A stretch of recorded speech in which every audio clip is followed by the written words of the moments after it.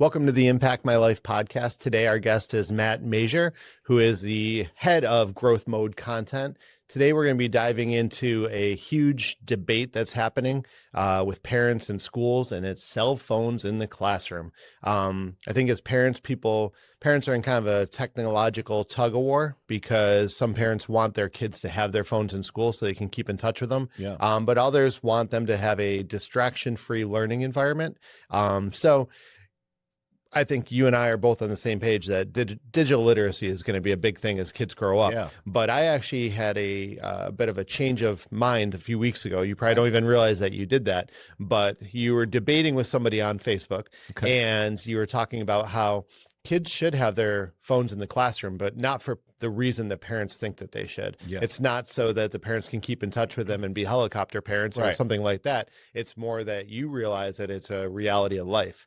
Coming from a martial arts background, I was like, well, they need to be focused. They need to focus in on school. So we need to lock up the phones. And when I heard your perspective, it completely changed my mind. Wow. So that's one of the reasons why I wanted to do this episode and bring you on, because, one, to thank you for opening my mind, but also to explain to people, what are some reasons why you think that they should have cell phones in the classroom? Well, first of all, thanks for having me. Yeah. And, thanks for showing that arguing on the internet works. Yes, right? It does. I love reading it. I love the banter. It's probably bad advice. So yeah, I have what is probably the hot take right now in this. I think I'm probably in the minority on this opinion. Hopefully this will help that. And I'm okay with that. I don't mind because I'm really confident that I'm not going to have to die on this hill. I'm confident that kind of what I envision is going to be forced to become the way things are. Just I feel like we're sort of bucking nature here a little bit. So let me step back. So here's the thing. The problem, and I want to acknowledge that first, I don't for a second discount the problem or the concerns that people have brought up, why they want to do this. Distracting, it's bullying, all these different things are happening. I don't discount that for a second. In fact, that's one of the main reasons that I kind of have the position that I have. And that is that I strongly believe that the schools need to avoid this banning the phone or banning anything. Prohibition doesn't work. It just doesn't. And find the way to teach children who will eventually become adults like all of us, we could really use these lessons, on how to have these devices that are critical in our lives without them taking away from everyday life, without them being this distraction and all these things in the classroom. Well, the phones aren't going anywhere. Right. So I think that's why your position is, 100%. It might be the minority right now, but it's going to have to be the majority at some point. It's just how long will it take people to get there? Yeah. And that's really where I'm coming from, right? I'm a technology guy, so I'm always interested in the latest technology. I had a phone in my pocket in school in 1998. I was the only one. Literally, I had teachers. You mean it wasn't a backpack that you had No, on your shoulder? it was big. It was like a little brick, but I had teachers who would borrow my phone to make a phone call on their breaks and stuff because it was that rare at the time. But I've just always been an advocate of that. And like you said, it's not going away. And this is the thing. It doesn't matter how any of us feel. I think there's two realities that we need to address. One is it is not going away. So no matter what, no matter how much we might like it, no matter how much you wish that, your kids put their phone down at dinner time more, phones aren't a fad, right? It's incredibly important to know how to deal with them because they are that reality. And that's the thing that I think a lot of people are missing. The other side to that is it doesn't matter what you do, kids will get around it. And it's not going to solve your problem. And here's what I mean by that. There's lots of schools now that are ready. Lock up your phones, put them in these pouches, do whatever their gimmick is. Kids have I call it like a throwdown phone. They got a spare phone to throw in that lockbox. There you go, teach. I locked up my phone. And they have another one. And, there's ways to combat that. Sure there is. But there's ways to get around literally everything. And if you remember what being a kid, especially like a teenager, is like, your full-time job is circumventing the system, right? And getting away with things that your parents and your teachers don't want to do. And they will. So rather than prohibition, what you're saying is let's teach responsible use. Right. And maybe it could come in to play, like responsible use might be, maybe they don't have them the entire class. Maybe you work on, the second half of class and you integrate it into the lesson of the day. Yeah.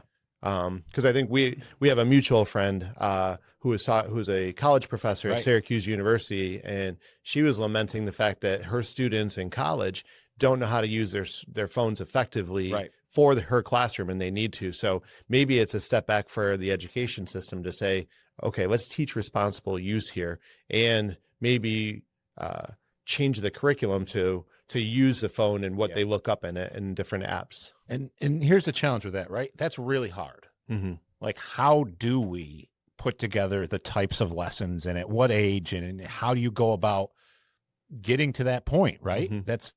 It's hard. Yeah. But it's required. Yeah. And that's the thing where I feel like the education system is just completely dropping the ball, and they're taking the easy route that doesn't solve the problem, which is to just pretend it doesn't exist. Yeah. And unfortunately, we've seen this story previously in the world of public education. They took the same approach to the internet. And before that, it was computers in general. Mm-hmm. Slow to adapt. Yeah. It's a threat. Mm-hmm. Now, the sad part of that is the business world, the outside world, the adult world, the world that the school is supposedly preparing these children for, has long since adapted to these things. So what we're doing is we are cranking kids through this system that does not prepare them to enter the world. Mm-hmm. And that's the thing that the scary thing too is that they with how fast things are changing in terms of AI and learning tools, they'll be triple behind where they should be, because whatever the schools do at this point is already going to be behind what the reality is. AI is the next thing. They're already on completely ban AI. Don't even look at embracing what it can do for us. They're again, this song is played over and over and over again, unfortunately, in the public education system. And that's one of the reasons that the most common gripe you will get, the most common, complaint, I didn't have a phone when I was in school and it was fine. Mm-hmm. That's true. Yeah. Bitcoin didn't exist. There were not electric cars when you were in school. Like, we can go on and on and on. It is not insert decade here anymore. Yeah. And that's the part a lot of people can't wrap. Your experience, my experience, people that are younger than us, their experience is not the same as what young people in schools today have. And I think people need to recognize that. And then step back and think about it, right?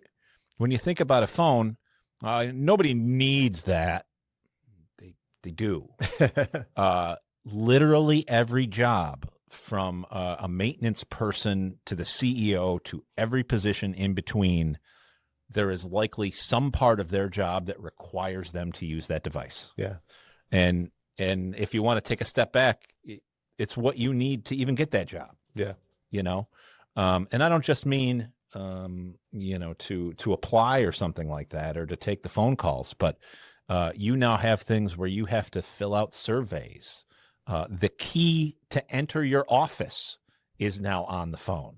You need multi-factor authentication to log into your computer. Oh, yeah. You need the phone. I was helping my wife with that this morning for her job, because she works in healthcare. Yeah. And same thing. And I had trouble doing it. Yeah. Truck drivers, construction, insert position here. This is the most necessary tool, and for good reason, because it helps us out. Yeah. Why can't it help us out in the classroom? Well, I remember when we went to school, you would say, well, why do I have to learn this? Well, because when you grow up, you'll never have a calculator in your pocket. Yeah.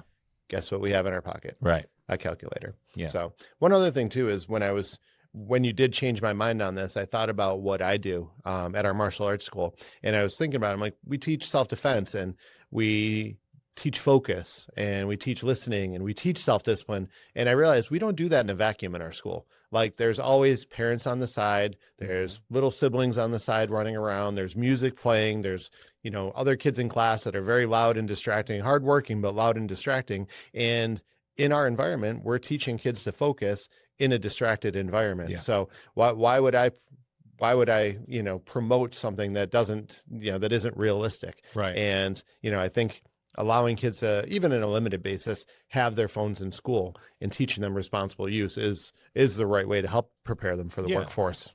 I mean, in my perfect world, there would be the lessons and what you need to do to get kids to the point to where, just like us, you could have this thing on the desk and go through the class with no problems. Mm-hmm. And halfway through the class, there's a section where you got to email the teacher something, and you pick up and you do that, and you go, that's the way that we have. And it's been tough for adults. Mm-hmm. We all kind of have been figuring this out as it appears. Same challenges are for kids on top of every other distraction that kids have. But that's where we got to be, because there is no alternative. Yeah, and we had to learn it as adults. Right. And so for these kids, rather than coming to adulthood and trying to adjust to a new career and a new job and do a good job and learn that lesson, that's one thing that we can take off the table early on, where they show up able to work as responsible adults. And, they say adults check their phone 96 times a day. I think that stat's very low. Yeah. It's once every 10 minutes. I think it's probably triple that. Well, I mean, you just think about the skills, right? I remember back in the day, is one of the things they taught everybody was, here's how to write a business letter, where you put the address here and the date here and the formal closing and all these things. Today, half of business is transacted over text message. We should probably teach people how to professionally speak in text message. Mm-hmm. I know that's going to blow people's minds, but I'm a businessman every day. Hundreds of thousands of dollars worth of business is transacted in those messages. We had a It's kid just as important as that business letter. We had a teenager a few years ago. This is before the pandemic, and he had gone in for a job interview.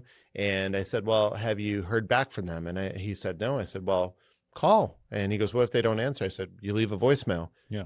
He had no idea how to leave a voicemail. We practiced, we drilled in our martial arts school how to leave a voicemail. And then he went in the other room and came out and said, went well, but there's certain things that people have to learn in school. Right. And then there's certain life skills. And I don't know about you, but I think you've changed my mind that, cell phone usage and doing it responsibly is a life skill that we should be learning. I appreciate that. I'm glad. Like I said, it's one of those things that people get really excited about. I don't think it's worth getting that excited about. I think it's one of these things that we just got to come together and find a way to solve this. Mm-hmm. And pretending something doesn't exist doesn't solve it. Yeah. Especially they talk about bullying. Well, we got to do this to prevent bullying. So they're just going to wait to bully till 3 p.m.